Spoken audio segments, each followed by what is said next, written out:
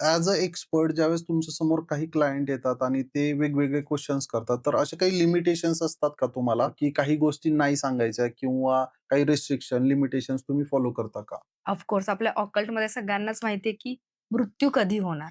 हं, हे आपण नाही सांगू शकत. हं. नाही सांगू शकत म्हणण्यापेक्षा पत्रिकेत सुद्धा आपल्याला कळत असेल तरी आपण नाही सांगत. बोलत नाही. हो. हां. सो हे आपण नाही सांगायचं, की कधी मृत्यू होणार आहे हं, वगैरे हं. किंवा एक आपण म्हणतो ना, की ज्या गोष्टींमुळे समोरची व्यक्ती डिस्टर्ब होईल.